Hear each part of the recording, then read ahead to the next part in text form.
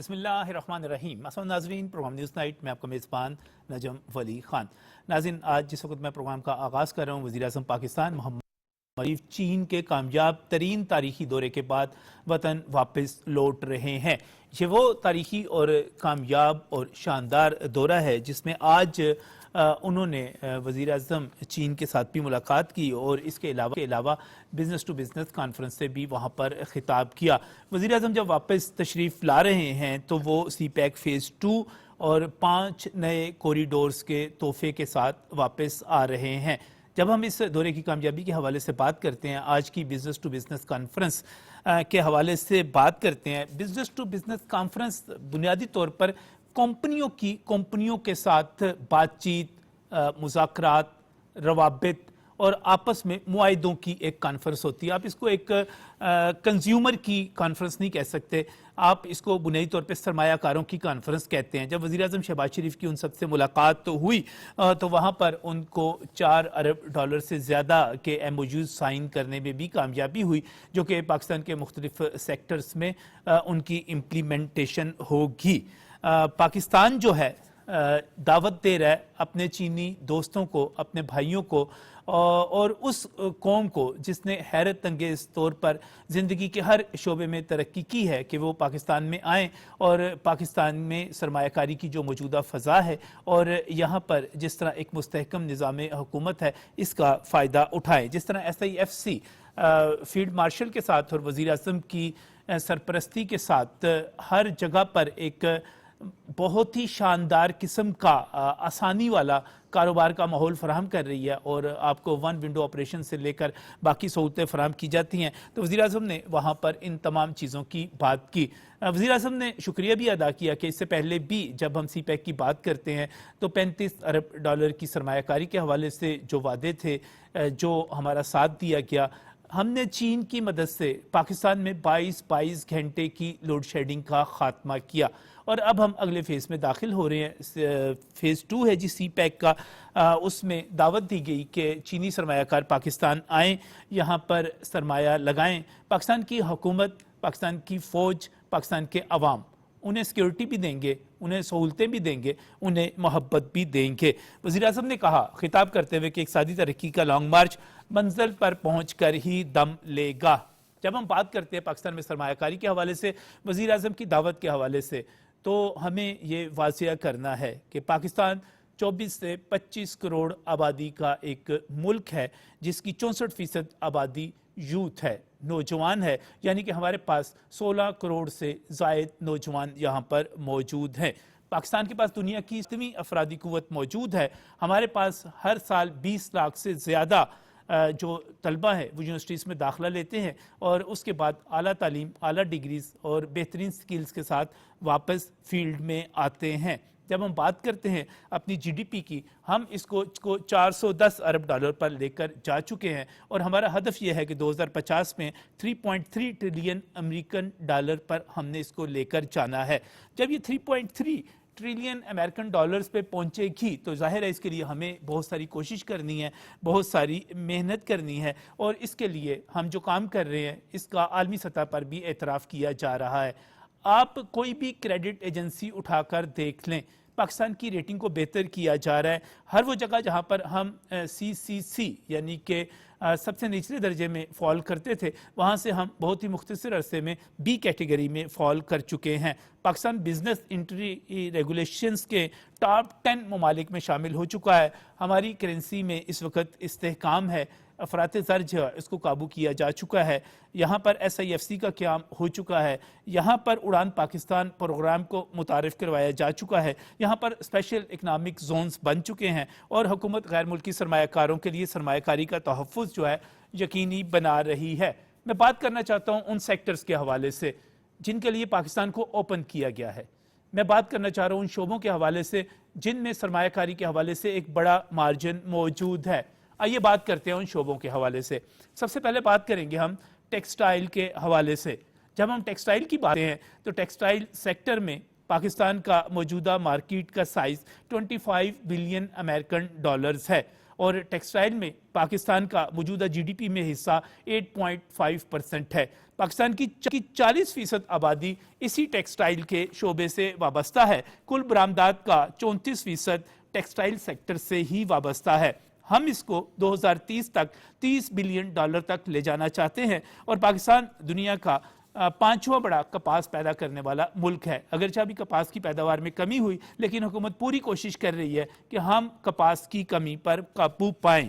اس وقت 3 بڑی بندرگاہوں سے جب دنیا تک آسان رسائی ہو رہی ہے، سی پیک اور گوادر جیسے منصوبے مکمل ہو رہے ہیں، ڈیجیٹل امپورٹ اور ایکسپورٹ سسٹم کے ذریعے تیز تر سہولتیں دی جا رہی ہیں، تو پھر ہم کہہ سکتے ہیں کہ ٹیکسٹائل کا جو شعبہ ہے اس میں بڑی گنجائش موجود ہے کہ ہمارے چینی بھائی یہاں پر تشریف لائیں، یہاں پر آئیں سرمایہ کار، اور اس میں سرمایہ کاری کریں۔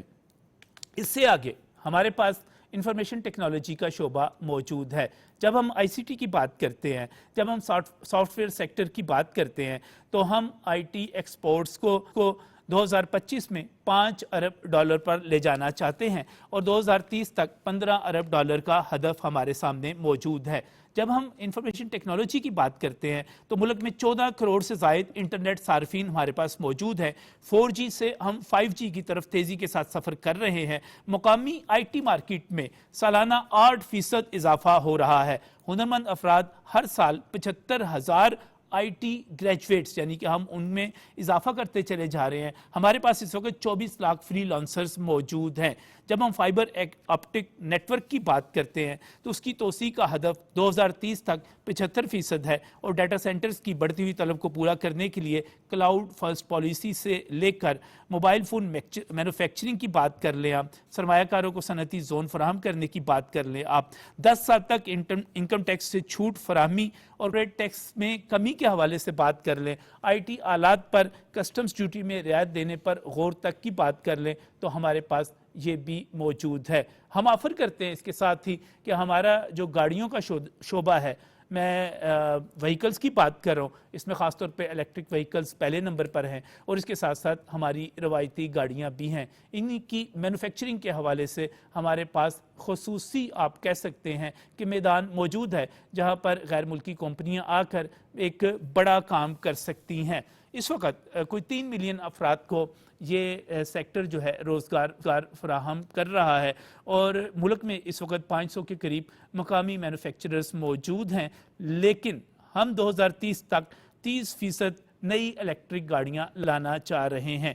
جب ہم یہ امید کرتے ہیں کہ 2040 تک ہم 90% تک 2 سے 3 پہیوں والی گاڑیاں الیکٹرک لے آئیں گے، تو اس کا مطلب کیا ہوا کہ ہمارے پاس یہاں پر مینوفیکچرنگ کی، یہاں پر مارکیٹنگ کی، یہاں پر سیلز کی بڑی اپرچونٹیز موجود ہیں۔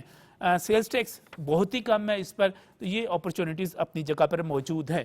اگر میں بات کروں اس کے ساتھ ہی گاڑیوں سے کے حوالے سے یا ٹیکسٹائل سیکٹرز کے حوالے سے زراعت کی بات نہ کروں تو یہ ممکن نہیں ہے۔ زرعی شعبہ جو ہے پاکستان کی معیشت کا 25% سے زائد حصہ جو ہے وہ رکھتا ہے، اور جب ہم اپنی آبادی کی بات کرتے ہیں تو کوئی 40% آبادی کھیتوں اور مویشیوں سے وابستہ ہے۔ ہم دنیا کے بڑے گوشت اور مرغی برائلر خاص طور پہ بات کروں گا پیدا کرنے والے ممالک میں شامل ہیں۔ اس وقت بھی ہم ہر سال $10 ارب کا جو زر مبادلہ ہے اس سیکٹر سے کما رہے ہیں۔ چین کے ساتھ پاکستان کی زرعی شراکت داری دن بدن مضبوط ہو رہی ہے، اور اب اگر ہم حلال سرٹیفیکیشن کی بنیاد پر مشرق وسطی اور دیگر ایشیائی منڈیوں تک براہ راست رسائی کی بات کر رہے ہیں، یہاں پر جغرافیائی محل وقوع کی بات کر لی جائے، یا گندم کھاد اور مشینری پر سبسڈی کی فراہمی کی بات کر لی جائے، یہاں پر زرعی مشینری اور بیج پر کسٹم ڈیوٹی ختم ہونے کی بات کر لی جائے، تو آج دنوں کے حوالے سے ہم کہہ سکتے ہیں کہ یہاں پر جو بھی انویسٹمنٹ کرے گا وہ اپنی انویسٹمنٹ بہت ہی فائدے کے ساتھ واپس لے جا سکتا ہے، منافع کما سکتا ہے، لیکن شرط یہ ہے کہ یہاں پر انویسٹمنٹ کرے، سرمایہ کاری کرے، یہاں پر روزگار دے، ہمارے لوگوں کو خوشحال کرے۔ ایک اور شعبہ جس نے بڑی ترقی کی اور نامساعد حالات کے باوجود ترقی کی، وہ ہمارا فارماسیوٹیکل کا سیکٹر ہے۔ جب ہم فارماسیوٹیکل سیکٹر کی بات کرتے ہیں تو ہم اس کو اب بھی تقریباً $4.36 بلین سے 2030 تک $6.66 بلین تک لے جانے کی توقع کر رہے ہیں۔ ہم 70% ادویات مقامی طور پر تیار کرتے ہیں. ہمارے پاس 650 سے زائد کمپنیاں، 20 سے زائد ملٹی نیشنل ادارے موجود ہیں اور ہمارے پاس سالانہ 15,000 فارما گریجویٹس بھی تیار ہو رہے ہیں. ہمارے پاس عالمی معیار کے ریگولیٹری فریم ورک موجود ہیں. ہمارے پاس ہنرمند افرادی قوت موجود ہے. ہمارے پاس اسٹریٹجک لوکیشن موجود ہے. ہمارے پاس ٹیکس ہالیڈے ہے. ٹیکس ڈیوٹی اور سیلز ٹیکس میں نمایاں چھوٹ ہے اور اس میں ابھی مزید کاروباری آسانیاں جو ہیں وہ بھی سامنے آ رہی ہیں. اب آپ بات کریں گے کہ یہ تو ہو گیا فارماسیوٹیکل کا شعبہ، اور عوام کے حوالے سے تو عوام تیزی کے ساتھ سولر پر منتقل ہو رہے ہیں. بجلی کی پرائسز کم کرنے کے لیے حکومت کام کر رہی ہے، لیکن اس کے باوجود ایک بڑا مارجن موجود ہے کہ اس وقت ہمارا سولر پینل مینوفیکچرنگ اور بیٹری سٹوریج جو ہے یہ شعبہ، اس میں بہت بڑی اپرچونٹیز موجود ہیں. پاکستان سولر پینل اور بیٹری کی $1.3 بلین کی مارکیٹ ہے اور ہم 85% ابھی تک امپورٹ پر انحصار کر رہے ہیں.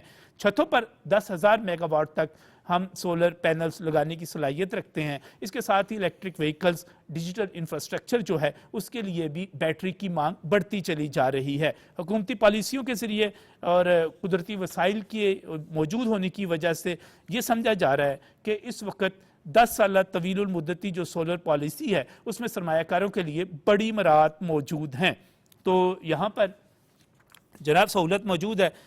24 سے 48 گھنٹے میں کمپنی رجسٹریشن کی سہولت بھی دی جا رہی ہے. اور پھر ایک اور سیکٹر جس کے بارے میں بہت کم لوگوں کی نظر جاتی ہے لیکن پاکستان میں اس کا بڑا سکوپ موجود ہے، میں لیدر کی بات کر رہا ہوں. لیدر کی انڈسٹری جو ہے وہ اس حوالے سے بہت زیادہ اہم ہے کہ پاکستان کے پاس دنیا کا 6واں سب سے بڑا مویشیوں کا ذخیرہ ہے، یعنی کہ خام مال کی فراہمی زبردست طریقے سے ہو سکتی ہے. اس وقت بھی ملک میں 800 سے زائد ٹینریز اور 500 سے زائد لیدر گارمنٹس کے یونٹس موجود ہیں. سالانہ 1 ارب اسکوائر فٹ سے زیادہ ٹیننگ کی صلاحیت یہاں پر پہلے سے موجود ہے اور یہاں پر ہم کہہ سکتے ہیں کہ سالانہ 5 کروڑ سے زائد کھالیں اور سکنز دستیاب ہیں. کراچی پورٹ جو پورٹ قاسم ہے گوادر سے بڑی بندرگاہوں سے دنیا کے اہم بازاروں تک تیز ترین رسائی بھی ہے اور سی پیک کے ذریعے کم لاگت اور تیز ترین لاجسٹکس بھی ہے. ایک اور آخر میں بات کرنا چاہوں گا اس شعبے کے حوالے سے بھی، ہم منرلز اینڈ مائنز کو نظر انداز نہیں کر سکتے. ہم بات کریں گے آئرن کی، سٹیل کی، کاپر کے شعبے کی، اور جب اس میں ہم انویسٹمنٹ کی بات کرتے ہیں تو 2030 تک اوسطاً 7% سالانہ ترقی کی رفتار سے آگے بڑھنے کے حوالے سے ہم پر امید ہیں.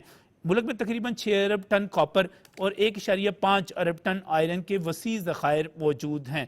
مقامی طور پر سٹیل کی طلب جو ہے 70 لاکھ ٹن اور کاپر کی طلب جو ہے 2 لاکھ ٹن سے زیادہ ہے. اور اس وقت ہم یہ کہہ سکتے ہیں کہ تعمیرات میں، ہاؤسنگ میں، توانائی میں، مینوفیکچرنگ کے سیکٹر میں اس شعبے کی طلب جو ہے اور اس کی ڈیمانڈ جو ہے اور اس کی کھپت جو ہے وہ بڑھتی چلی جا رہی ہے. یہاں پر بھی سرمایہ کاروں کے لیے ٹیکس ہالیڈیز موجود ہیں، ریسرچ اینڈ ڈیولپمنٹ سپورٹ موجود ہے، ایکسپورٹ کی سکیمز موجود ہیں. اور پھر ایک مرتبہ جب ہم بات کرتے ہیں ریکارڈنگ کی، جب ہم بات کرتے ہیں جغرافیائی طور پر پاکستان کے یہاں پر ہونے کی، تو آپ اس سے اندازہ لگا سکتے ہیں کہ پاکستان پر اعتماد کیا جا رہا ہے.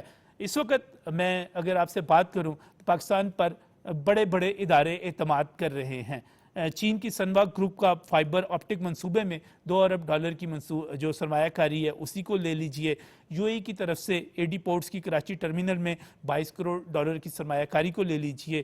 ڈی پی ورلڈ کو لے لیجئے. قطر اور پاور چائنا جو پورٹ قاسم میں کول پاور پلانٹ کا منصوبہ لے کر آئے ہیں. میرے پاس ایک لمبی فہرست موجود ہے، اگر آپ کہیں گے تو میں سارا پروگرام اسی میں ہی گزر جائے گا، میں اس کو ہی پڑھتا چلا جاؤں گا. لیکن میرے ساتھ یہاں پر جو پینلسٹ موجود ہیں، جو ماہرین موجود ہیں، جو یہ میں ان سے درخواست کروں گا کہ ہم اس پر بات کریں کہ پاکستان میں کتنی ایک صلاحیت موجود ہے، کتنی گنجائش موجود ہے کہ ہم آگے بڑھ سکیں ایک نئے پاکستان کی تعمیر کے حوالے سے. اور ہم جو یہاں پر سرمایہ کاری کی بات کی جا رہی ہے اس میں حائل مشکلات کو دور کرنے کے لیے جو SIFC کا کردار ہے، خاص طور پر ہم اس پر بھی بات کریں گے، کیونکہ ایک طویل عرصے سے یہ کہا جاتا رہا کہ یہاں پر ون ونڈو آپریشن ہونا چاہیے. تو میں بہت ہی مشکور ہوں، میرے ساتھ یہاں پر کاشف انور موجود ہیں، اور کاشف انور جو ہیں ایک بڑا نام ہے، لاہور چیمبر آف کامرس کے سابق پریزیڈنٹ ہے. اور جب ہم بات کرتے ہیں انڈسٹری کی نمائندگی کے حوالے سے، پاکستان کے عوام کی نمائندگی کے حوالے سے، خوشحالی کے حوالے سے، تو میں سمجھتا ہوں کہ ان سے بہتر چوائس ہی نہیں ہو سکتی کہ ہم ان سے رہنمائی لیں، ان سے بات کریں۔ اس کے ساتھ ہی سینئر تجزیہ کار، سینئر صحافی، اکنامک رپورٹنگ کے حوالے سے بڑا نام اشرف مہتاب صاحب بھی اسٹوڈیوز میں ہمارے ساتھ موجود ہیں۔ بہت بہت شکریہ آپ کا بھی جوائن کرنے کے لیے، اور میں بہت ہی مشکور ہوں اپنے بڑے بھائی سہیب مرخوب کا، کیونکہ سہیب صاحب ایک محب وطن پاکستانی کے طور پہ، ایک محقق کے طور پر ایک بڑا نام ہے، اور خاص طور پہ یہ جو پیش رفت ہو رہی ہے اس پر گہری نظر رکھتے ہیں۔ سب سے پہلے کاشف صاحب، ایک لمبی تمہید تھی لیکن میرے پاس ابھی بھی بہت ساری چیزیں ایسی پڑی ہوئی ہیں جن کو میں بیان کر سکتا ہوں۔ کاشف صاحب یہ بتائیے گا، پاکستان نے آگے بڑھنا ہے، سرمایہ کاری آنی ہے، چین کے ساتھ جو دورہ ہوا وہاں پر بزنس ٹو بزنس کانفرنس ہوئی، وہاں پر سی پیک فیز 2 کی بات ہوئی، نئی راداریوں کی بات ہوئی، آپ کس طرح دیکھتے ہیں؟ سب سے پہلی بات تو یہ ہے کہ میں تو مبارکباد ہی پیش کرنا چاہوں گا، یہ دورہ ہمارے پرائم منسٹر صاحب کا بہت کامیاب رہا، اور جتنی دنیا کے لیڈرز تھے ہمارے پرائم منسٹر سر فہرست رہے، اور وہ تمام دنیا کے لیڈرز کے ساتھ ملتے رہے، اور الٹیمیٹلی پاکستان کو اگر ریپرزینٹ کرنا ہے تو ہمارے پرائم منسٹر نہیں کرنا ہے، اور ان کے سب کے ساتھ بہت اچھے تعلقات ہیں۔ جہاں تک یہ بات ہے کہ کانفرنس رہی، اور جو ہم بزنس کمیونٹی چاہتے ہیں، ہم یہی کہتے ہیں کہ سب سے پہلے ہمارا لائن آف ایکشن ہونا چاہیے، ہماری پرائرٹیز ہونی چاہیے کہ ہماری پرائرٹیز کیا ہیں، اور یہی شعبے ہیں جب صحیح شعبوں کا ایک طرح سے انتخاب ہو جانا، اور جو ہماری کرنٹلی ایکسپورٹ میں بھی بہت ایک رول ادا کر رہے ہیں، اور ہم یہی چاہتے ہیں کہ ہمارے ملک کے اندر انڈسٹری لگے، یہاں روزگار ہو، یہاں سے عوام کو فائدہ پہنچے، ہمارے لوگ بھی یہاں پر انویسٹمنٹ کریں، اور جو فارن انویسٹرز ہیں وہ بھی ہمارے ملک کے اچھا، آپ اندر کہہ رہے ہیں آتے کہ بنیادی طور پہ یہ ایک پہلی کامیابی ہے کہ ہم نے جن شعبوں کا انتخاب کیا، جو پیشکش کی گئی، وہ واقعی اپنے اندر ایک بڑی گنجائش رکھتے ہیں، بہت گنجائش رکھتے ہیں، اور اس میں کوئی دو رائے نہیں ہے کہ ہمیں اگر ہم ان سیکٹرز پہ ہی کام کریں اور پوری توجہ کے ساتھ کام کریں، لیکن اس کے لیے شرط یہ بہت ضروری ہے کہ جو ایگزسٹنگ انڈسٹری کام کر رہی ہے اور جو ایگزسٹنگ سٹیک ہولڈرز ہیں، ہم ان کے ساتھ ضرور مشاورت کریں، کیونکہ جب تک ہمارا جو فرسٹ امپریشن ہے وہ ہماری ایگزسٹنگ انڈسٹری کے ساتھ ہے، کہ ہماری جو لوکل انڈسٹری ہے اگر اس کو کوئی پرابلمز ہیں تو وہ ضرور دیکھیں، تاکہ جو ہمارا انویسٹر ہے جب وہ اپنی انویسٹمنٹ اس ملک کے اندر لے کر آئے گا، جب وہ اپنا پیسہ اس ملک کے اندر لے کر آئے گا، تو اس کو وہ پرابلمز فیس نہ کرنے پڑیں، چاہے وہ آپ بجلی لے لیں، چاہے وہ آپ گیس لے لیں، چاہے وہ آپ کے ٹیکسیشن کے مسائل ہیں، لیکن ہمارے جو یہ پالیسیز ہیں اور جو ہم نے یہ 7 سے 8 ایونیوز دیے ہیں اپنے فارن انویسٹرز کے لیے، اس میں بہت سی سہولیات ہیں، لیکن پھر بھی ہم کیوں نہ اپنے ان لوگوں سے مشاورت کر لیں، ان سے مشورہ کر لیں جو ایگزسٹنگ بزنس کے ساتھ ہیں، اور اس میں کوئی دو رائے نہیں ہے کہ جب تک ہماری ایکسپورٹ نہیں بڑھے گی، جب تک ہمارے ملک کے اندر فارن ایمیٹنس نہیں آئے گی، جب تک ہمارے ملک کے اندر ٹیکنالوجی نہیں آئے گی، جب تک ہمارے ملک کے اندر ایڈوانسمنٹ نہیں ہوگی، اور وہ ایڈوانسمنٹ اسی صورت میں ہوگی کہ ہمارے جو فارن انویسٹرز ہیں وہ اس ملک کے اندر مشینری لائیں، انڈسٹری لگائیں، اور ہمارے لوگوں کو بھی الٹیمیٹلی، جیسا کہ آپ نے خود اپنے شروع کے بیانیے میں کہا کہ انفلیشن کے اوپر، انٹرسٹ ریٹ کے اوپر، ڈالر اور روپی کی سٹیبلٹی کے اوپر ہماری جو موجودہ گورنمنٹ ہے اس نے بہت کام کیا، اور جو پہلے انسرٹنٹی تھی، کہاں ہم ڈیفالٹ کے لیے جا رہے ہیں، کہاں ہمیں IMF لون نہیں دے رہا، کہاں اب ہمارا ابھی بھی جو $10 بلین کا جو ورلڈ بینک نے ہمارا جو کلائمیٹ چینج کی وجہ سے ہمیں اگلے 10 سالوں میں جو پیسے ملنے ہیں اس نے اس ملک کے اندر لگنا ہے، جب وہ پیسہ لگے گا تو اس ملک کی بہتری ہوگی۔ اب جو یہ فلڈز ہیں، جو باقی ایشوز ہیں، زراعت کی جیسے ہم نے بات کی ہے، تو ایک ہمارا کسان جب وہ تبھی خوشحال ہوگا جب اس کے پاس ماڈرن ٹیکنالوجی ہوگی، جب اس کے پاس اس کو بہتر اس میں سے پیسہ ملے گا۔ اگر ہم اپنی روک تھام جو ہمارے ایشوز ہیں جیسے فلڈ ہے، اگر ہم جب تک، لیکن میں کیسے آپ کے ساتھ ہمیشہ پروگرام میں بات ہوتی رہی، ایک وقت آپ بہت زیادہ مضطرب تھے، بہت زیادہ پریشان تھے، کیونکہ پاکستان میں افراط زر بڑھتا چلا جا رہا تھا، ڈالر کی قیمت جو تھی وہ مارکیٹ پرائس اس کی جو تھی وہ کچھ اور تھی، بینک پرائس کچھ اور تھی، پھر اس کے ساتھ پیٹرول کی پرائس بڑھتی چلی جا رہی تھی، وہ بہت ساری 335 روپے سے اگر پیٹرول جو ہے واپس 250 کے لگ بھگ آتا ہے تو یہ کامیابی ہے، شرح سود جو کم ہوتی ہے یہ کامیابی ہے۔ اب دعا یہ ہے کہ بجلی کی قیمتیں جس طرح وزیر اعظم بار بار کہہ رہے ہیں وہ کم ہوں۔ دیکھیں یہ بالکل آپ نے ٹھیک کہا کہ ایک ایسا وقت بھی تھا کہ ہم بہت پریشان تھے، کیونکہ ہم یہی بات کرتے تھے کہ کم از کم سٹیبلٹی ضرور ہونی چاہیے، consistency and continuity of policy ضرور ہونی چاہیے۔ اور میں آپ کے پروگرام کے توسط سے دیکھیں، جو ہماری کامیابی کا سب سے بڑی وجہ ہے، جب تک آپ اسٹیک ہولڈر کے ساتھ نہیں بیٹھیں گے, جب تک آپ چیمبرز کے ساتھ نہیں بیٹھیں گے, جب تک آپ فیڈریشن کے ساتھ نہیں بیٹھیں گے, ان کے پرابلمز کو نہیں سنیں گے, اور جب تک آپ اس ویژن کے ساتھ نہیں بیٹھیں گے کہ ہم نے اس کو حل کرنا ہے.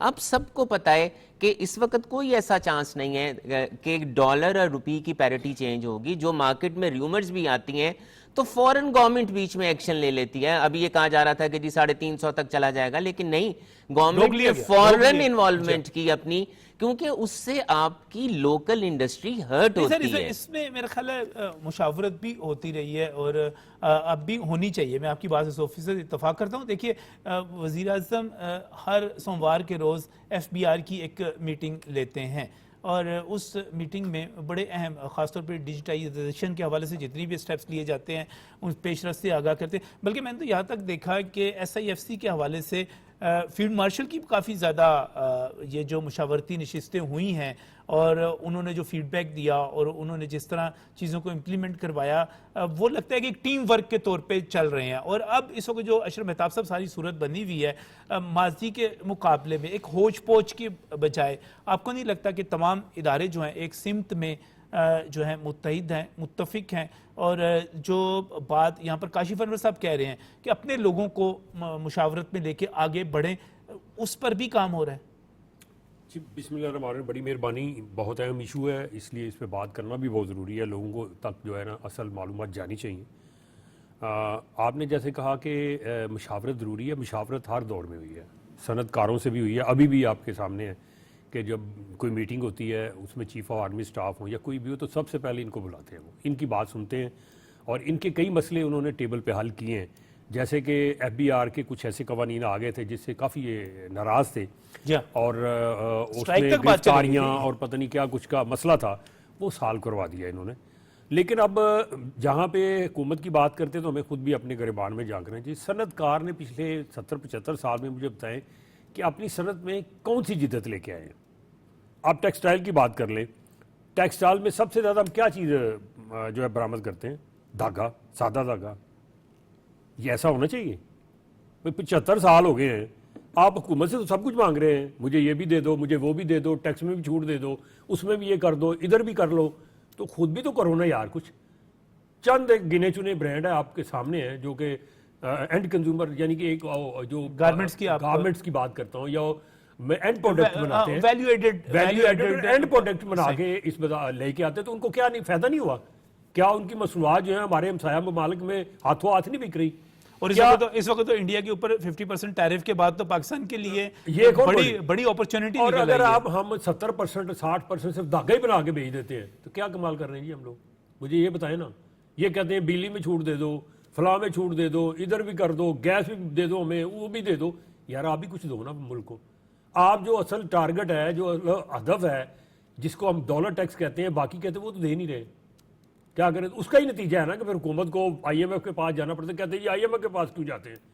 بھائی وہ نہیں جاتے, آپ آؤ نا, بیٹھ کے مشاورت کرو, 2 پیسے کیوں نہیں دیتے؟ جب بھی کوئی ایسا معاملہ آتا ہے, کوئی نہ کوئی اسٹرائک پہ چلا جاتا ہے, شٹر ڈاؤن کر لیتے ہیں, ملک میں انسرٹنٹی آ جاتی ہے, پھر کہتے ہیں لیکن اشرف چلنا تو ہم نے اپنے انڈسٹریلسٹ کے ساتھ ہی ہے, اپنے ٹریڈر کے ساتھ. میں کہتا ہوں کہ بالکل صحیح ہے, وہ بھی تو چلے نا, وہ بھی تو حکومت کے ساتھ چلے, چلنا چاہیے. سب کچھ مانگنے کی طرف نہ جائے, کچھ دینے کی طرف بھی تو جائے نا. کہتے ہیں جی ہم بڑا ٹیکس دیتے ہیں. مجھے یہ بتائیں, آپ بھی ملازم ہیں, میں بھی ملازم ہوں, باقی لوگ بھی ہیں, ہم دیتے ہیں زیادہ ٹیکس یا یہ دیتے ہیں؟ ہم سے وہ 600 ارب روپیہ ریکور کر لیتے ہیں اور کسی سے پوچھتے نہیں ہے. 50-60 ہزار روپیہ سیلری ہوتی ہے, ہم دے دیتے ہیں, چلے جی ملک کو ضرورت ہے, کوئی بات نہیں ہے. ہمارے اخراجات پوچھتے ہیں, یہ تو سال بعد جو بھی بھر کے دے دیتے ہیں وہ سب کر لیتے ہیں. ہمیں تو ایڈوانس میں وہ چیز کٹانی پڑتی, کٹا لیتے ہیں کہ ملک کی یہ یار سروائیول کی بات ہے, کوئی بات نہیں, ہم کوئی اپنی قربانی دے دیتے ہیں. یہ ایکسپورٹر نے اور یہ جو امپورٹر ہیں, انہوں نے اتنا ٹیکس نہیں دیا جتنا یہ انہوں نے دے دیا ہے. یہ ملازم ہے بیچارے, تو پھر ان کو بھی تو خدا کا خوف کرنا چاہیے. اتنی بڑی گاڑیوں میں گھومتے ہیں, کبھی آپ دیکھیں جا کے ذرا کلبوں میں جا کے ان کو دیکھیں, ان کے لوش سٹائل ہیں, ان کو دیکھیں جا کے, اتنی گاڑیاں, اور یہ کیوں ہیں, کہاں سے آئی ہیں؟ کیا یہ کہتے ہیں جی ہم تو کما نہیں رہے, تو پھر کہاں سے آ رہی ہیں یہ گاڑیاں؟ یہ بھائی پیسے کما رہے ہو, آپ پیسے کما رہے ہو تو دو نا, پھر انکم ٹیکس دو نا جو تمہارے حصے کا بنتا ہے. اس میں ڈنڈی مارتے کہتے ہیں جی مینجمنٹ, ٹیکس مینجمنٹ ہوگی. چوری ہے, مینجمنٹ نہیں, یہی چوری ہے, سیدھی چوری ہے. اور اس کی وجہ سے پھر وہ غریب کے اوپر ٹیکس آتا ہے. جو شرح بڑھتی ہے جو اس وقت جنرل سیل ٹیکس لیکن اس سے ایک ہے کہ انویسٹمنٹ آئے گی تو باہر کا انویسٹر آئے گا, پھر ایک کمپٹیشن تو ہوگا نا. جب آپ کو 70-75 سال اللہ نے موقع دیا, آپ اس طرف نہیں گئے تو پھر باہر سے کوئی آئے گا نا, پھر وہ جائے گا. اب انڈسٹری میں اگر بات کریں جو شعبوں کے آپ نے نام لیے ہیں وہاں پہ کتنی کی جدت آئی ہے. یہاں جگیردار بیٹھا 3-3 ہزار ایکڑ زمین لے کے بیٹھا ہوگا, تو ہمیں کچھ دے دیں, ہمیں کچھ دے, کیا دے دیں بھی آپ کو. وہ اس نے صنعت بھی لگائی ہوئی ہے, صنعت کی کمائی وہ ادھر شو ہی نہیں کرتا, وہ زراعت میں شو کر لیتا کیونکہ اس پہ ٹیکس نہیں ہے. ٹیکس کی کمائی چلیں اس پہ بات کریں گے, انویسٹمنٹ پہ اشرف صاحب بار بار بات کرنی چاہیے, سب کو ٹیکس دینا چاہیے, مافیا سے کیوں بالکل نہیں ڈرنا چاہیے, بالکل نہیں ڈرنا چاہیے. 300 ارب یہ لوٹ کے رپورٹ آ گئی, قومی اسمبلی میں پیش ہوگی, ایڈیٹر رپورٹ جنرل نے دے دی ہے. کیوں کھایا بھائی؟ آپ نے کہا تھا قائد صاحب کو کسی نے علیحدہ بلاؤں گا. قائد صاحب یہ جو آپ کھانے والی بات ہے نا, یہ میں آپ سے پوچھوں گا. صحیح ہے بھائی 40 ارب روپیہ کمپٹیشن کمیشن نے اس پہ ڈالا کہ آپ نے جو ہے نا از خود ریٹ بڑھائے ہیں, صحیح ہے, اور وہ ثابت ہو گیا, تو وہ 40 ارب دیا انہوں نے. اسی طرح کوئی ایک سیکٹر بتا دیں جس کے اوپر پلنٹیاں جرمانے نہیں ہوئے, جہاں جرمانے ہوتے جا کے بیٹھ جاتے ہیں ادھر سی ایم کے پاس جا کے اترلے کرنے شروع کرتے ہیں, جہاں سانو بچاؤ. یار یہ آپ کو بچائیں, غریب کو بچائیں, پھر غریب کی بھی بات کرتے ہو آپ. پیسے آپ کہتے ہو صنعت کے لیے آپ بجلی سے سستی کر دو, گیس دے دو صنعت کے, غریب کے لیے کیا دو؟ پھر مجھے یہ بتاؤ نا, چولہا جلانے کے لیے گیس جو نہیں ہے میسر وہ آپ کو دے رہے ہیں, اتنی قربانی دے رہا ہے غریب کہ چولہے والی گیس بھی آپ کو دی جا رہی ہے, حالانکہ لکھا ہوا ہے اگریمنٹ میں ان کے 3 مہینے سردیوں کے یہ متبادل ارینجمنٹ کریں گے. کرتے ہیں یہ ارینجمنٹ متبادل, چھوڑ ڈالتے ہیں, چولہا بند کرا دو جی غریبوں کے چولہوں میں جی نجائز گیس چل رہی ہے. حکومت یعنی کہ حکومت ان کو جو فیسیلیٹیٹ کرنے کی کوشش کرتی ہے, اس لیے کہ انڈسٹری چلتی رہے, انڈسٹری چلتی رہے. لیکن اب بات ہو رہی ہے سرمایہ کاری کے حوالے سے, اور صاحب مرغوب صاحب وزیر اعظم کا دورہ ہے چین, اور خاص طور پہ business to business conference phase 2 کی بات کریں, اگر سی پیک کے اس کی 5 نئی راہداریاں, میرا خیال ہے پاکستان بدلے گا اس سے. شکریہ اشرف, میں عطا صاحب بہت غصے میں ہیں تو میں تھوڑا سا ڈر گیا ہوں. دیکھیں بات یہ تو بالکل صحیح ہے کہ ٹیکسٹائل انڈسٹری نے اپنے آپ کو ماڈریٹ نہیں کیا, اور ایک اپنا رپورٹ بنائی جو باہر کے لوگوں نے بنائی, انہوں نے کہا کہ اس میں انرجی کی جو ویسٹیج ہے وہ تقریباً 40% زیادہ ہے نارمل انڈسٹری کے مقابلے میں. تو یہ ماڈرنائزیشن کی طرف نہیں گئے. گورنمنٹ نے, نواز شریف نے یہ شروع کیا تھا کہ 2% ہم ریسرچ اینڈ ڈیولپمنٹ کا فنڈ دیں گے, انہوں نے وہ بھی اویل نہیں کیا, اس میں انہوں نے بھی حصہ ڈالنا تھا, نہیں کر سکے. تو جو سوشل ریسپانسبلٹی ہے اس میں بھی بعض, میں نہیں کہہ رہا کہ سارے, بعض لوگ ایسے ہیں جو اس میں مطلب اپنا حصہ پورا نہیں ڈالتے ہیں لیکن پورا نہیں ڈالتے. اچھا جو انویسٹمنٹ کا ہے, اب وینیوز بہت کھول رہے ہیں. ابھی آپ دیکھیں کہ جو یہ شنگھائی تعاون کی تنظیم کا اجلاس ہوا ہے, اس میں انہوں نے ویژن 235 اناؤنس کیا ہے, یعنی ہم نے اگلے 10 سالوں تک کیا کرنا ہے. اور چائنا نے یہ کہا کہ جو ہماری وائبرنٹ لیڈرشپ تھی, مطلب یہ دوسرے لوگوں نے کہا کہ چائنا کی جو وائبرنٹ لیڈرشپ تھی اس میں ایس سی او نے بہت ترقی کی مختلف شعبوں میں. ایک طرف تو اس نے اس خطے میں ٹیررزم کو کنٹین کرنے کے لیے بڑا کام کیا, اور ان لوگوں کو بھی کنٹین کیا جو ٹیررزم کے فیک آئیڈیاز پھیلا رہے تھے. اچھا اس سے مطلب انڈسٹری فلرش کرتی ہے جب انویسٹمنٹ آتی ہے انٹرنل کہیں ایکسٹرنل, اسی لیے آتی ہے نا کہ آپ کا ملک میں امن و امان قائم ہے تو چیزیں آنا شروع ہو جاتی ہیں. اچھا شہباز شریف صاحب چونکہ خود بھی چیمبر آف کامرس کے صدر ہیں, جس کے کاشف انور صاحب بھی صدر ہیں, تو ان کو پتہ ہے, وہ خود بھی اسٹیک ہولڈر ہیں. اسحاق ڈار صاحب وہ خود بھی اسٹیک ہولڈر ہیں. مطلب کیبنٹ میں کافی سارے لوگ ایسے ہیں جو اسٹیک ہولڈر ہیں, ان کو پتہ ہے کہ ان کے اسٹیک ہولڈرس کی جو انڈسٹریلائزیشن کر رہے ہیں ان کی کیا پرابلمز ہیں, تو وہ اس میں لا بھی رہے ہیں. بہت سی چیزیں اپنا جب یہ ڈیجیٹل پہ جائیں گے تو ختم ہو جائیں گی. سولر کا جیسے تھا کہ سولر کا مسئلہ, اب دیکھیں پرابلم کہاں پہ آتی ہے کہ جہاں پہ ریٹرن فائل کر رہے ہیں 6 لاکھ روپیہ, لٹرلی ایک آدمی نے ریٹرن فائل کی 6 لاکھ روپے کی اور امپورٹ کر دیا 7 بلین کا. اب گورنمنٹ کیا کرے؟ تو وہاں پہ پھنس گیا نا, پھر نہیں کلیئرنس ہو سکی. پھر وہ کرتے کیا ہیں, وہ فیک انوائسز لیتے ہیں, دوسروں کے انوائسز میں ڈال دیتے ہیں. تو جیسے جیسے یہ چیزیں ڈیجیٹلائز ہوں گی, کمپیوٹر پہ آئیں گی, وی باک میں جائیں گے, تو چیزیں ساری وہاں پہ ان کو کنٹرول ہوگا اور یہ ٹیکس پورا دیں گے. اینڈ میں آ کے یہ ٹیکس دیں گے, یہ نہیں کہ کوئی آدمی ٹیکس چوری کر کے بھاگ جائے گا, وہ فیوچر ختم ہو گیا وہ والا. آپ دیکھیں نا کہ ہمارا جو پہلے بجٹ تھوڑا سا ہوتا تھا, اب کتنے اس پہ چلا گیا اس پہ. اور ان کا جو اگر آپ دیکھیں تو جو ٹیکس ریونیو وہ بھی, اور جو other than tax revenue non tax revenue, وہ دونوں بڑھ گئے ہیں. اور اس میں سارا حصہ ٹھیک ہے, مطلب ہم کہتے ہیں کہ ہم چونکہ سیلریڈ پرسن ہیں, لیکن سیلریڈ پرسن بھی پورا ٹیکس نہیں دے رہا, وہ بھی 2-4 جگہ پہ اپنے کھانچے فٹ کر رہا ہوگا. ہمیں بھی ان چیزوں کو ماننا چاہیے. ہو سکتا ہے کہ مطلب ایک سیلریڈ پرسن ہے, وہ ایک کام نہیں کر رہا, 6 کام کر رہا ہے, سیلری پہ ٹیکس دے رہا ہے. تو یہ جو ایک پرسیپشن ہے کہ سیلریڈ پرسن پورا ٹیکس دے رہا ہے, اس پر بھی کیبنٹ میں بات ہوئی. کیبنٹ مینس مختلف جگہوں پر الگ الگ لوگوں نے کہ تم بھی تو پورا ٹیکس دو. تو ٹیکسیشن جو پالیسی ہے وہ بڑی اس وقت لبرلائز ہو رہی ہے, کمپیوٹرائز ہو رہی ہے, اور جو ان کا رول ہے وہ کم ہوتا جا رہا ہے اپنا ڈپارٹمنٹ کا. اس لیے یہ فیوچر اس میں ہے. میں اس کو تھوڑا سا میں ٹیکسیشن سے باہر, اصل میں اشرف مہتاب صاحب نے اتنا جذباتی کر دیا کہ ہم سب ٹیکس کے ایشو میں چلے گئے. ہم ٹیکس ٹو میں یہ کہتا ہوں کہ جب بھی آپ کسی بھی پریس کانفرنس میں چلے یہی کہتے ہیں جی ہمیں کچھ دے دو, ہمیں کچھ دے دو, یہ چھوڑ دو ٹیکس, وہ چھوڑ دو, تو انڈیا کے لوگوں پہ ٹیکس لگا دو. انویسٹمنٹ کا جو ماحول ہے نا, یہاں آپ دیکھیں کو تقریباً 2-2.25 کروڑ جو ایسے لوگ ہیں جن کے پاس یہ کنیکشن ہے, جن کے پاس یہ ساری بھی ہے. میں ٹیکس پہ انشاءاللہ تعالی ہم ٹیکس ٹو کتنے لوگ 20-25 لاکھ ہیں جو 10-11% پہ جب کھڑے ہوتے ہیں تو اس کا مطلب یہی ہے کہ یہ سرکاری ملازم ہیں اور باقی ملازم ہیں بیچارے. سر ایک کمپٹیشن, اگر انویسٹمنٹ کی بات کریں 60 لاکھ کے قریب لوگ اس میں وہ ریکارڈ پر ہیں. گوشوارے اب حیران کی بات آپ سنیں, یہ جو چیئرمین ایف بی آر ہے یہاں پہ میرا خیال ہے واپس میرا آج وزیر اعظم کے دورے کے حوالے سے خاص طور پہ سیف صاحب اس پہ کمنٹ چاہ رہا تھا کہ سیکٹرز ہم یہاں پر آفر کر رہے ہیں, ان کی اہمیت کیا ہے, کیا اور اپرچونٹیز کیا ہے؟ فیوچر ہی ان کا ایگریکلچر کا فیوچر ہے. جو مختلف ماہرین ہیں ورلڈ کے, وہ کہتے ہیں فیوچر ان ملکوں کا ہے, وہ ملک ترقی کر پائیں گے جو اپنی ایگریکلچر میں اپنے آپ کو سسٹینیبل بنا لیں گے. تو جو آپ نے بھی اپنے آخر میں ایک اس میں پوائنٹ جو اس کا تھا وہ یہی تھا کہ ایگریکلچر کے ساتھ ہم کریں گے سارا ڈیولپمنٹ.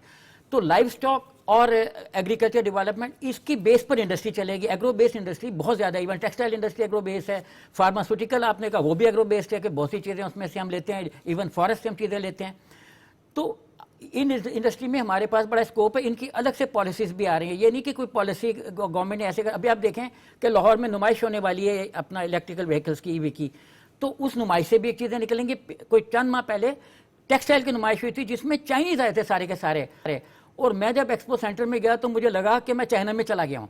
اتنا چائنیز وہاں پہ تھے اور پاکستانی ایسے پھیرے تھے جیسے مطلب. تو انویسٹمنٹ جو ہے وہ اس وقت ہوتی ہے جب کانفیڈنس ہو کرنسی پہ, جب کانفیڈنس ہو پالیسی کی تسلسل پہ, اور جب کانفیڈنس ہو ٹیکسیشن پالیسی پہ. تو گورنمنٹ نے یہ تینوں چیزیں صحیح ڈائریکشن میں کر دی ہوئی ہیں, جس کا ادراک سر نے بھی کیا, کاشف انور صاحب نے.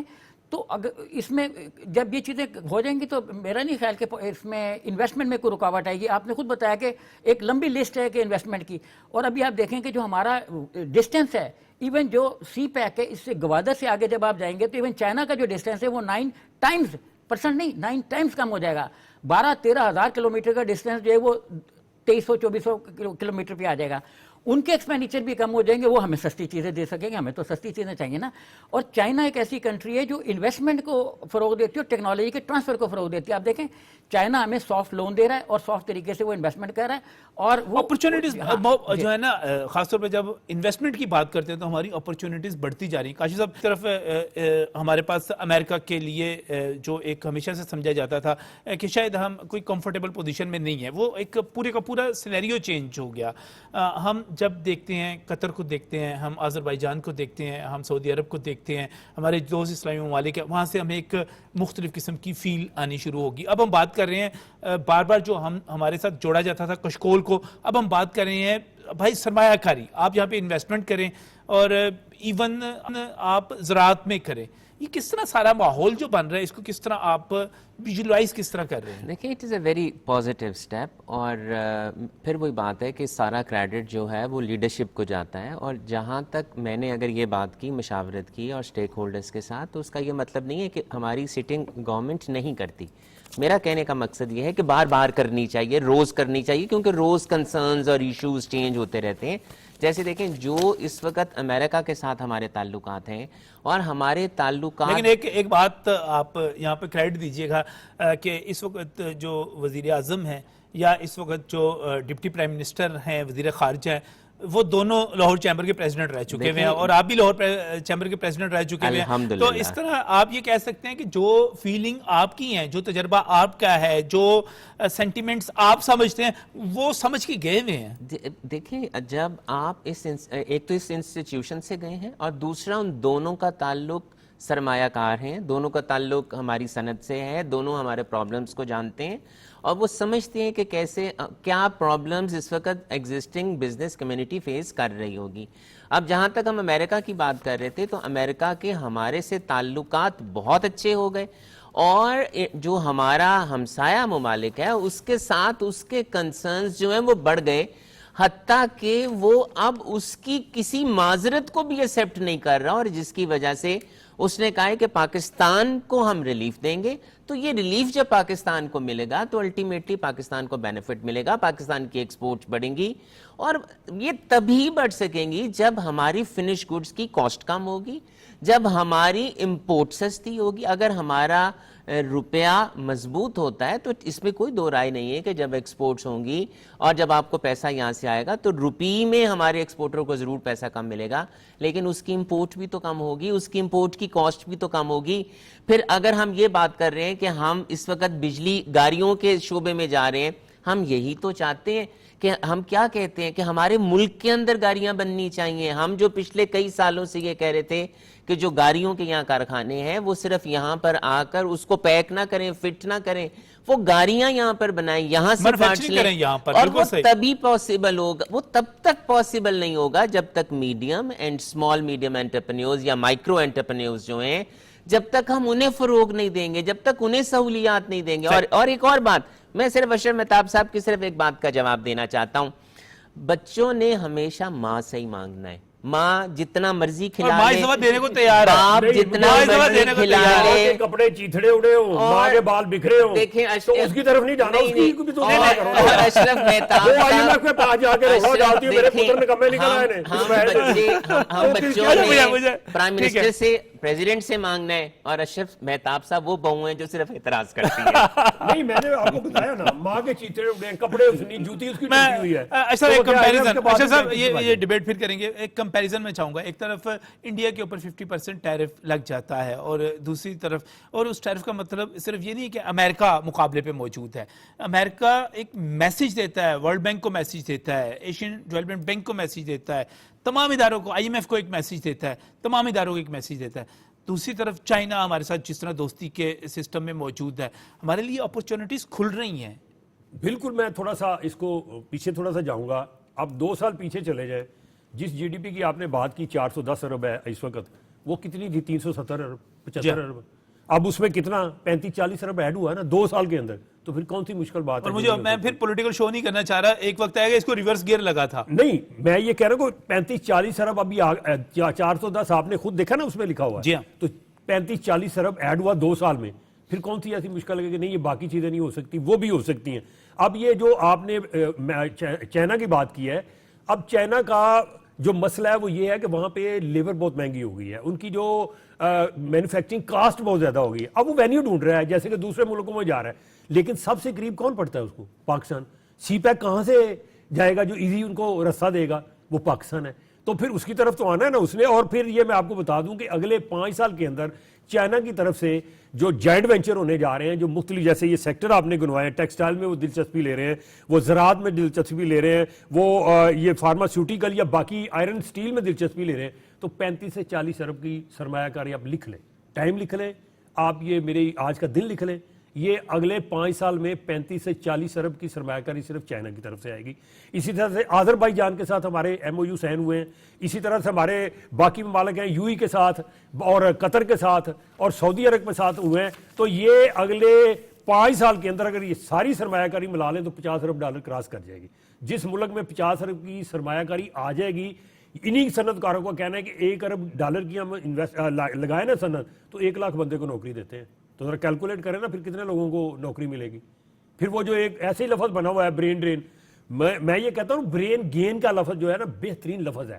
ہمارے نوجوان جو ہیں وہ زیادہ اعتداد میں جن ملکوں میں جا رہے ہیں وہ نوجوان ہے ہی نہیں، ان کو ضرورت ہے. اگر وہ جا رہے ہیں تو اعتراض کیا ہے بھائی؟ کیا ان کو وہاں پہ نوکری نہیں مل رہی؟ وہ کامیاب ترین وہاں پہ، اور یہ کمپٹیشن کی بات ہے نا، ایسا بالکل سیدھی سی بات ہے. باہر ان کو پیسے زیادہ ملیں گے، وہ ڈالر ریال یہاں پر بھیج دیں گے، جب یہاں پر زیادہ ملیں گے تو یہاں جب یہ انویسٹمنٹ آ جائے گی 35-40 ارب کی، $50 ارب کی اگلے 5-7 سال کے اندر آ جائے گی، مجھے بتائیں کون سا ملک ہے جو ادھر نہیں پھر دیکھے گا؟ ادھر نہیں آئے گا. ادھر یہ سارا کچھ انویسٹمنٹ کرنے کا چکر نہیں، کیونکہ ہم 25 کروڑ عوام ہیں، 24 کروڑ 10 کروڑ لاکھ عوام ہیں ہم اس وقت. ٹھیک ہے، ہمارے پاس لائف سٹاک جو ہے ہم سے زیادہ ہو گیا ہوا ہے، 25 کروڑ سے زیادہ ہمارے پاس لائف سٹاک ہے.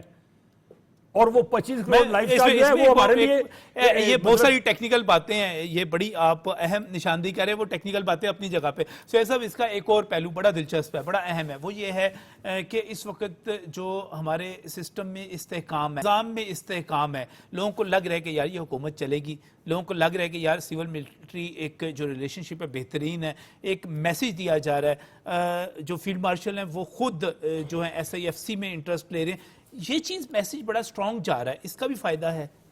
جی ہاں بالکل, دیکھیں انٹرنل اسٹیبلٹی بھی ہے اور ایکسٹرنل اسٹیبلٹی بھی ہے. جیسے ابھی ڈونلڈ ٹرمپ نے جب بات کرتے ہیں نا, تو ابھی ان کے بارے میں پچھلے دنوں میں نے ایک آرٹیکل پڑھا کہ کیا وہ یورپی یونین کے بھی پریزیڈنٹ ہیں, کیا وہ یورپی ملکوں کے بھی پریزیڈنٹ ہیں. یعنی ان کو یورپ جو اتنا ویٹ دے رہا ہے کہ ایسے لگنا شروع ہو گئے دنیا کو کہ شاید وہ یورپ کو بھی لیڈ کر رہے ہیں.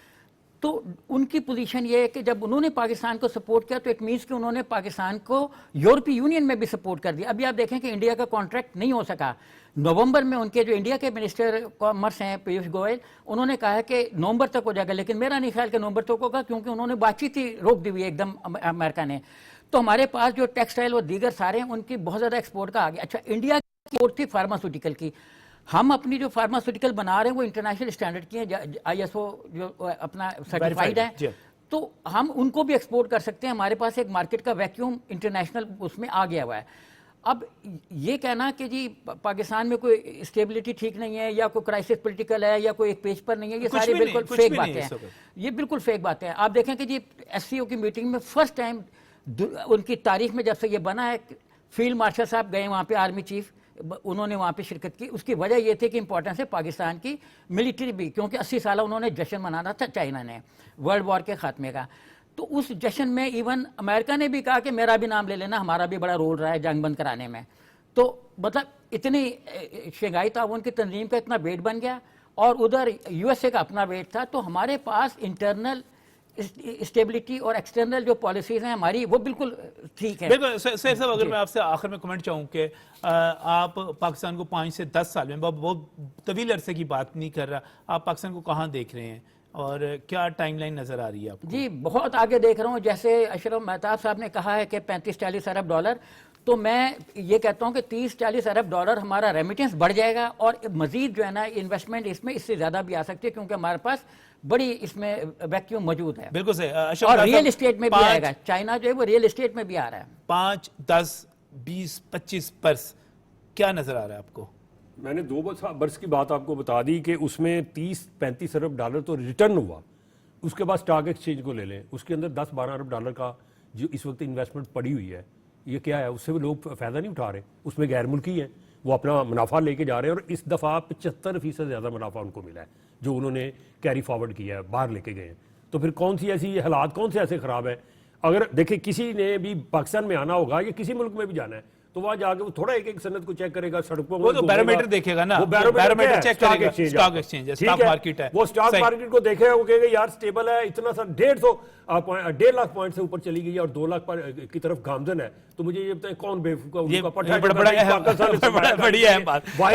آخر میں کنکلوڈنگ کمنٹ چاہوں گا پاکستان کے مستقبل کے. نہیں لیتا تو اس کا مطلب پورے ملک کے صنعت کاروں کو کیسے روک لیں گے؟ میں یہ کہوں گا کہ ہمارے ملک کا لا اینڈ آرڈر بہت اچھا ہے, امپریشن بہت اچھا ہے, اور جس ملک کے ساتھ امریکہ اور چائنا کھڑا ہے اور وہ انویسٹمنٹ کرنے کو تیار ہے اور وہ اس ملک پہ پورا اعتبار کرتا ہے, اور جو اس آخری ہماری جو کانفرنس ہوئی ہے, جو پاکستان نے اپنے امیج کو پیش کیا ہے, ہمارے پرائم منسٹر نے جس طرح اپنے آپ کو پریزنٹ کیا ہے اور اپنا جو کیس ہے وہ سب کے سامنے رکھا ہے, میں نہیں سمجھتا.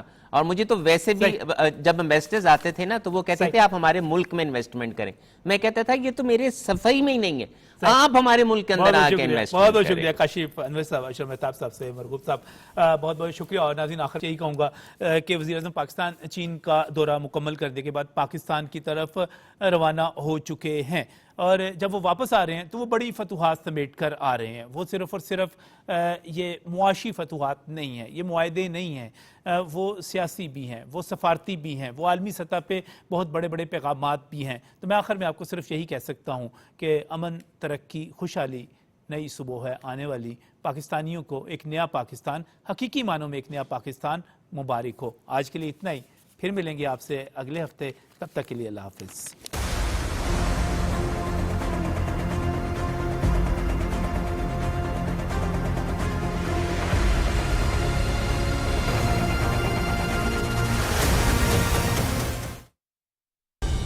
दुरुस्त हर वक्त बर वक्त